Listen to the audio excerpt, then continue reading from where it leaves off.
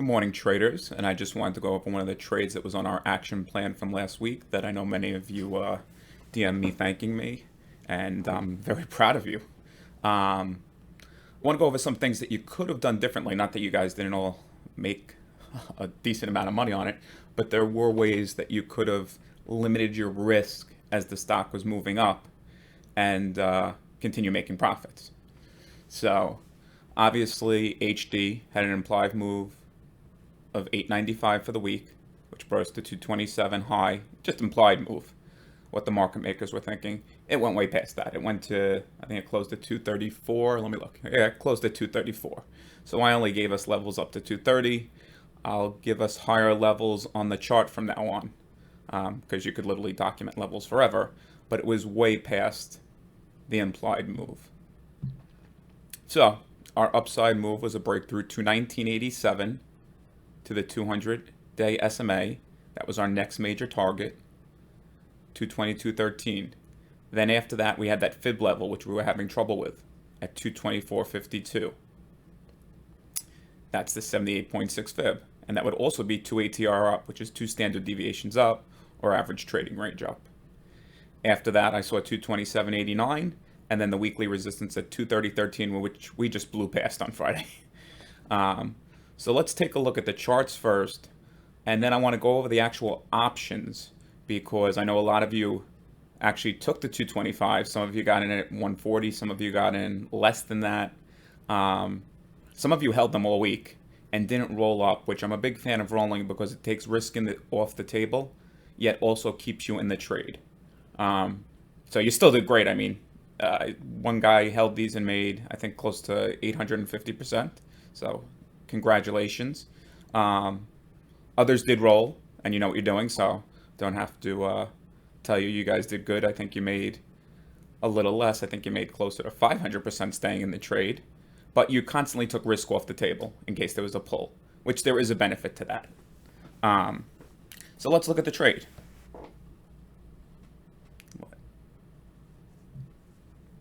Sorry about this. I have multiple computers. Here's the daily, okay? And what did it do? Let's just look. This is Monday, guys. Pulled right into our 100-day SMA, which is great. So now when you're looking for an entry, you go down to a smaller time frame, either a 5 or 10 minute, and you look for what I call, let me just get this up for you guys. Well, yeah, I'll do it differently. Be a little easier. HD. What you look for, and this is just to show you an example, guys. You look for the 5, which is the black line on my charts. It could be any line on your charts. The 5 EMA to cross the 8, and that would be your entry. Also, at this point, when you hit the 100-day, it went below it, and then when it broke back above it with some basing is when you could take it long. Now, that would be the perfect entry. I'm not saying it's very hard to hit the perfect entry. So, I mean, that would have been catching the bottom, which we all know very rarely happens. So let's be semi-realistic and say, you know what? It hit here. We wanted to see it break through 217.79, which still, that's where you got it. That's where you got the $1.40 entry, where many of you entered. Guys that entered in this zone, you guys got it for like 80 cents. I saw some of you posting, so that was great, guys. Fabulous. So what did it do? On Monday, it shot through all of our areas, and look at that. Hit right to my 222.13 resistance area, peaked its head above it, and closed. Basically right on it. So at this point, that would have been a roll for me. So if we were in the 225s, would have rolled up probably to the 230s just to take some off the table. Okay? Now you got your gap up. We finally broke through that 224. This is Tuesday, guys. And the market was strong this week. So this was just one stock I looked at on the list, my first one, because it's early in the morning. And I'm a big fan of Home Depot also. You see last week, this was our trouble, 224. So when we gapped up and based and stayed above 224, that should give some good confidence. Now, you guys were in a roll, so you should have been up at least 100%. I know most of you. And when you're rolling, you're taking some off the table, so it gives you more room to stay in the trade. Okay? So when you got to 227, which was 3 points, you could have done another roll. I would have had no problem with that. I would have only rolled to the 230s, so I don't remember where it was at this point. It might not have been worth it to go to the 230s. Um, we'd have to see. Now, many of you held through this because you were up on profits. I know that. Obviously, if we were the perfect trader, we peaked our head above the 227. We saw failure, and we would have actually got scared and exited here because we closed below the 224.52 line. Okay. But as you see, we did hold the bottom. So I don't totally blame everyone that held it. And it would have been a hard entry to get back into because look at that gap up. You gapped up from 220, 383 all the way up to 226. So you had a $3 gap up. And then basically we did the same thing. We peaked our head above our weekly line and we closed above our 227.89 line. So again, I congratulate everyone that held through this. And you could do that with the roll because now two things. With the roll, you're rolling up to a higher strike. So with this one, you should have banked at least 100%, and then after the roll, maybe only had 50% exposure. So I don't like to say playing with the house money because it's always your money. A lot of people use that term, oh, you're playing with the house money, let's just let it ride. I don't like to use that term because all the money's your money, regardless of, you've earned it. So I don't like to use that term, but you can give it a little more leeway depending on what you see in the charts and what you see in the charts. I wouldn't have, the only thing that would have kept me in this trade that I could rationalize is we didn't break below this low, and we're still running up the strong 5 EMA. Okay, it kind of stopped right on the 5 EMA, which is a strong daily trend. So I could rationalize staying in the trade there also as well. Now you got paid here. No reason to get out. This should have been another roll. So once you broke above, and basically, where did we close? We closed at 229. Now's when you roll to the 235s. But you're on Friday, right? So now you're playing it, you're treating it as a lotto, a 235 lotto. And once you see the momentum die, you actually got up to 235.60. Once you see that reversal coming on a Friday, and you're in the 235s, which are expiring that day, you get out. And some guys played that pretty well, and like I said, I think they made 500 to 600%. The traders that did hold and got in down here, which, if you're watching the 10-minute and you know how to trade the lower time frames, definitely a good trade. Once you broke through this level here, see this level here, I really don't have a problem with you taking it long, save for confirmation is breaking through that weekly. But if you were watching the 10-minute, there's no problem with taking it long there. I mean, you guys really banked. Now let's look at one other thing. Okay, so this is the squeeze. So the only reason I really didn't go to higher strikes is because Home Depot, as you can see right here, was not in a squeeze. Well, it wasn't a squeeze fired long, but decreasing momentum. So this is the squeeze.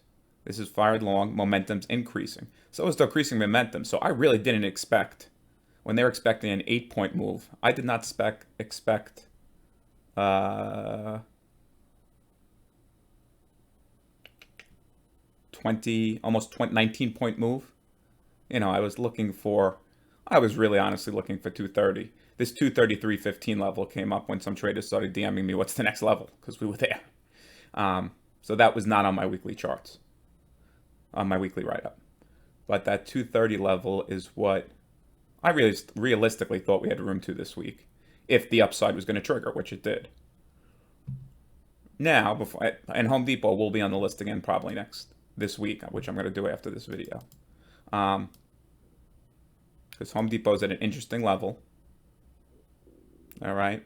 We popped that top, and what are we doing, guys? We're running into earnings. Now, the way you'd play Home Depot into earnings, just to give you, this is like a video just to explain to you guys for it being on the list, is we are going to open up extended off the 5, so you want to see what it does Monday. I have no idea what Monday's going to bring. We closed at a lot of key technical levels on Apple, on the SPY. I mean, the market's just roaring up. It's roaring up. The only thing I don't like is it's roaring up on low volume, which I'll show you in 1 second after that. But first I wanted to get to the options and actually show you the options. For those of you that know Thinkorswim or use it, I don't know if you know, but you can see the options. You can actually go into the option and see how they trade. So some of you guys, most of you told me you quoted it though. You were just waiting for my 145 level, which guys, that's just a level based off of when I write the letter. So don't it's not set in stone because a lot of things are going to change when it opens Monday. You don't have to wait for that exact price, use your judgment. But a lot of you guys told me you got in at 145. You probably just set the price at 145 and you got in on this candle, which is fine. That actually had decent volume and it rode up. It got all the way up to 1044. I don't think anybody told me they got up at 1044. I mean, that would be amazing if you did top ticket. I know a lot of you told me you got it in the nines, which is the right move because obviously it's going up, you're not selling it. And then it starts backing off. And I would hope you got out over here. Well, yeah, a lot of you told me 950, so you got out a little lower. That's 936, so it would have had to be over here. You guys got out because there was no trades over there. So this just shows you the option flow. And you can get to that on Thinkorswim in case you guys don't know. You just pull up the stock you're watching and options, and then you can move up. You could do your which options. You could expand the strikes. But I would definitely take rolls into consideration because let's just say you guys got in and we're going to use this at the 145 that was listed on the newsletter.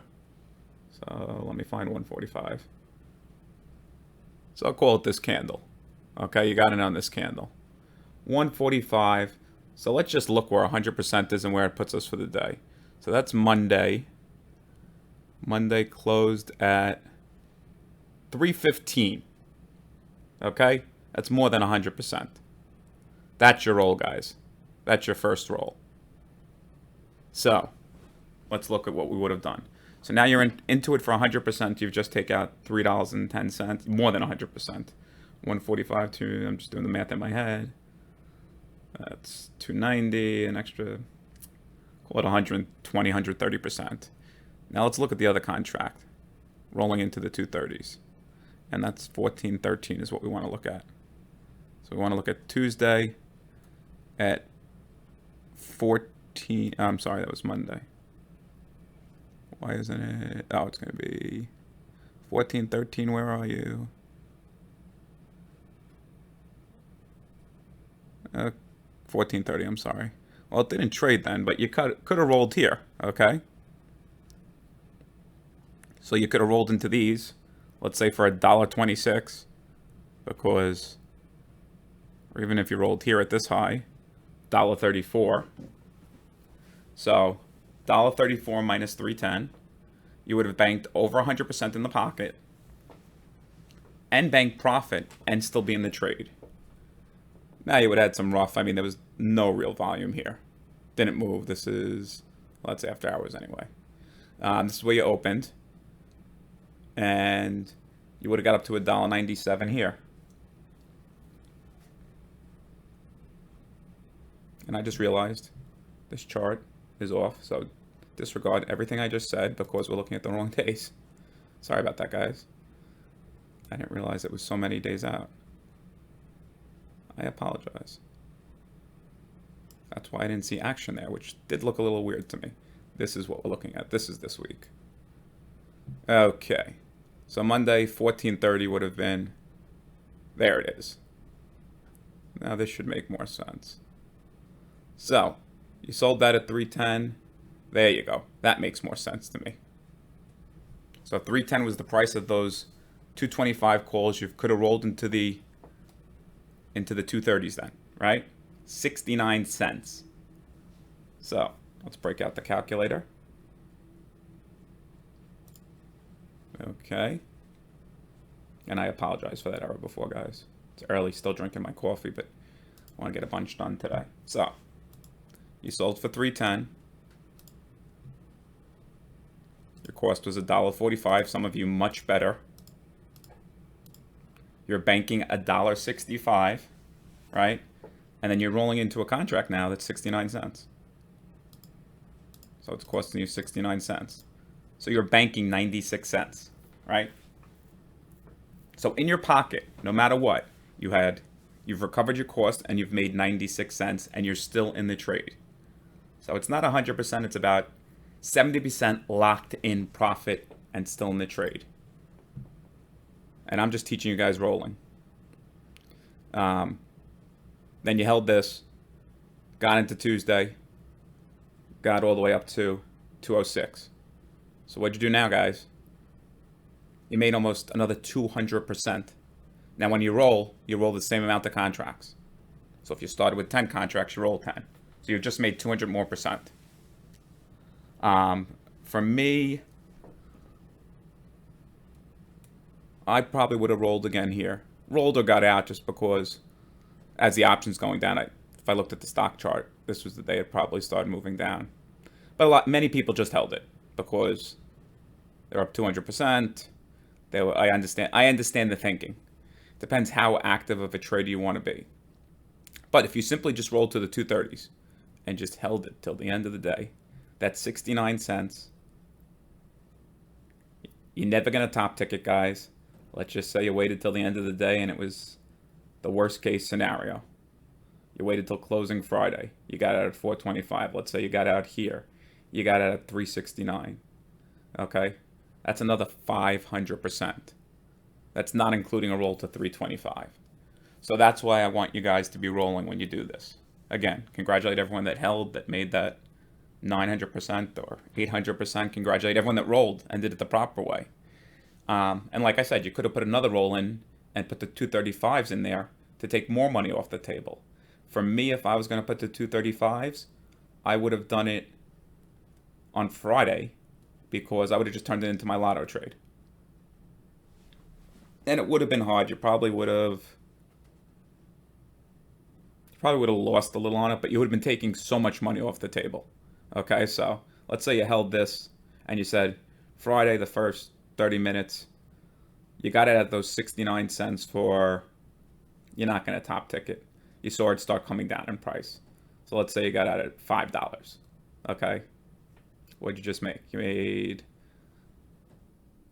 400%. More, just doing the math quickly in my head. 600%, almost 600%, right? If you rolled it. So let's say you rolled on this candle to the 235s thinking this thing's going to keep going. So now you've already banked 70%, and now you would have made 500%, okay? And I'm not going to do the calculations on 10 contracts, how much money you could have made, because coulda, woulda, shoulda, it doesn't matter. Anyone that was in the trade did it, and it was nice. I'm just trying to teach you the proper way to do it. So let's go to the 235s and see what happened. So now we're on Friday. So you would have got at it like that $5 or $4 price, whatever we talked about right here, and you would have rolled into something for 88 cents. Okay? At this point, you're in a lotto trade. 88 cents. Me personally, I would have given it a 50% stop and called it a day and say, enough with that trade. I don't want to be a pig. I do want to be a pig. Pig gets fat, hogs get slaughtered. That's what Kramer says. So I would have just 88 cents, give it a stop to 44 cents, and you would have been stopped out there. So that's how I would have traded that trade. And when it did it, congratulations, and there'll be more videos to come.